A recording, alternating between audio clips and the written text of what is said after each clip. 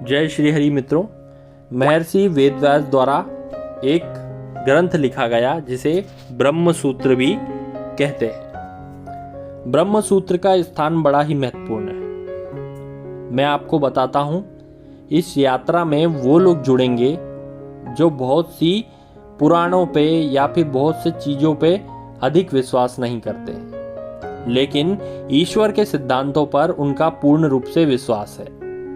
वे इधर उधर की कहानियों से समझने के बजाय सीधे ब्रह्म पर बात करना उपयुक्त समझते हैं। वे चाहते हैं कि सीधे उन्हें ज्ञान प्राप्त हो। तो इसके लिए वेदव्यास जी ने ब्रह्म सूत्र की रचना की, जिसमें परम ब्रह्म के स्वरूप का पूर्ण रूप से निरूपण किया गया। इसलिए इसे ब्रह्म सूत्र कहते हैं।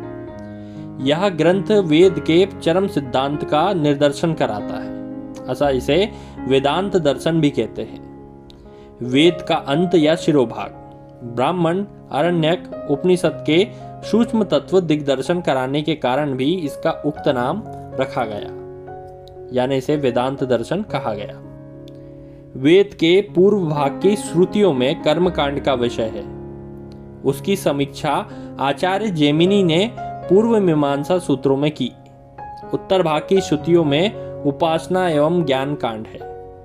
इन दोनों की मीमांसा करने वाले वेदांत दर्शन को, ब्रह्म सूत्र को उत्तर मीमांसा भी कहते हैं। दर्शनों में इसका स्थान सबसे ऊंचा है, क्योंकि इसमें जीव के परम प्राप्य एवं चरम पुरुषार्थ का प्रतिपादन किया गया है।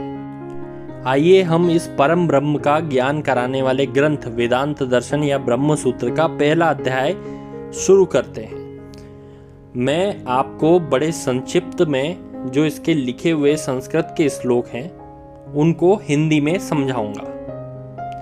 यहाँ पर कोई आवश्यक नहीं है कि मैं संस्कृत के कठिन शब्दों को आपको समझाऊं, लेकिन मैं आपको वेदांत दर्शन और ब्रह्म सूत्र में ये निश्चय ही बताऊंगा कि जो परम ब्रह्म का जो इसमें वर्णन है वो आपके मन में स्पष्ट हो सके। क्योंकि इसमें जो सूत्र हैं, ब्रह्म सूत्र में जो सूत्र हैं वो एक लाइन में दिए गए।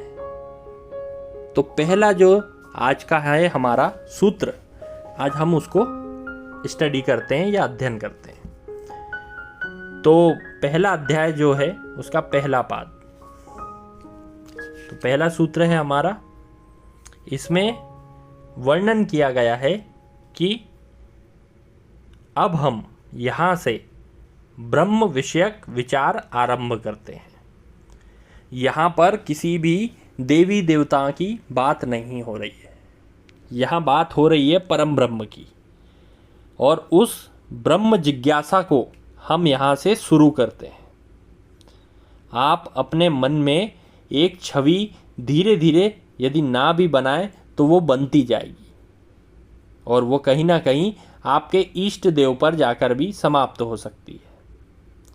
किसी का इष्ट देव जैसे अलग अलग हो सकते हैं, भगवान विष्णु हो सकते हैं, शिव हो सकते हैं, लेकिन भगवान विष्णु के परम स्वरूप, ईश्वर स्वरूप, महाविष्णु स्वरूप का वर्णन होगा, मेल खाएगा वो इससे।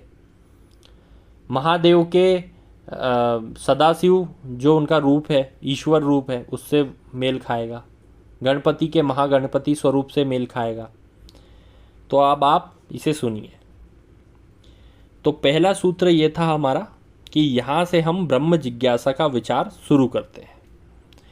तो इस सूत्र में ब्रह्म विषयक विचार आरंभ करने की बात कहकर सूचित किया गया है कि ब्रह्म कौन है, उसका स्वरूप क्या है, वेदांत में उसका वर्णन किस प्रकार से हुआ है। तो ये जो तीनों बातें कही मैंने, इसका वर्णन आगे के सूत्रों में हम करेंगे।